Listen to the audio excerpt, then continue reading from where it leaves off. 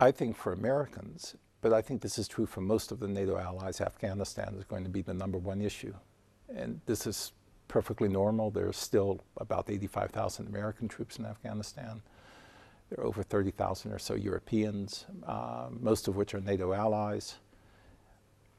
In the last NATO summit, which was November 2010, there was broad agreement on the time frame, and that is of transferring responsibility for operations in Afghanistan to the Afghan National Security Forces.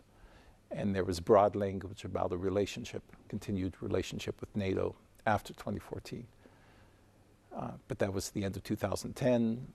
Things have evolved since then, and now, in part, we have to answer some of the more difficult questions of what's actually the schedule for withdrawal and for transition to the Afghan authorities between now and 2014. And I assume that will still be a pivotal date.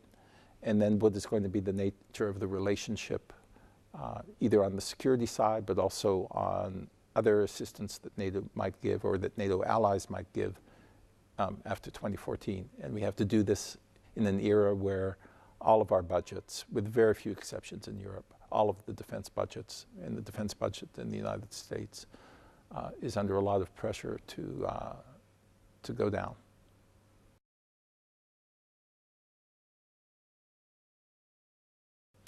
We're still, I think, working those things out, and at the institution where I work, the military leaders and other defense and government leaders, frankly, they say the same thing in private that they say publicly.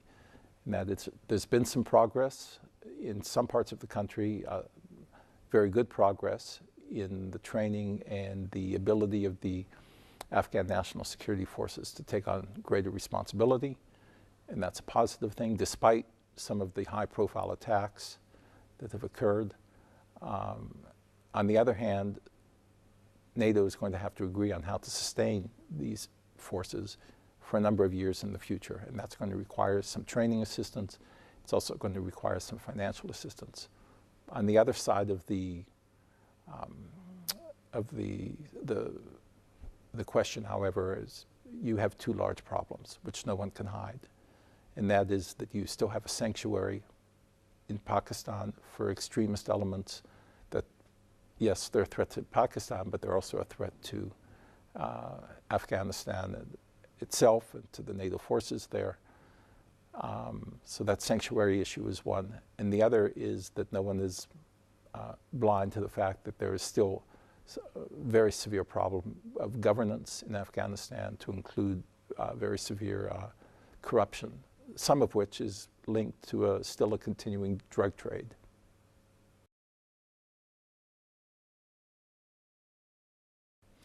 Where smart defense, and one can quibble about the slogan here and there, it's essentially a new emphasis, hopefully a greater and more effective emphasis on multilateral cooperation.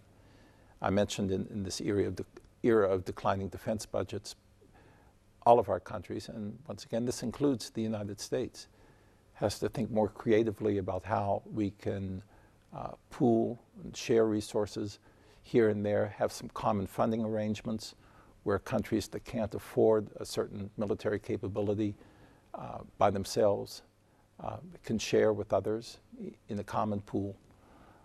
Some of this has already been done. Some of this is being done bilaterally or trilaterally among countries, but outside of NATO. And in fact, there are new efforts to try to do this also within the European Defense Agency, which is part of the EU. There are two challenges here, which are not necessarily hard obstacles, but these are difficult questions. One is one of sovereignty. Countries, and some small countries as well as some large countries, are reluctant sometimes to put all of their eggs in one basket and say, I won't have this capability because I know other allies will do it. Because there's a question of trust. Will those capabilities be available if there's a crisis? So sovereignty is one question. The second question is, in this area of, once again, of defense austerity, sometimes actually you need to spend some money in the short term to save money in the longer term.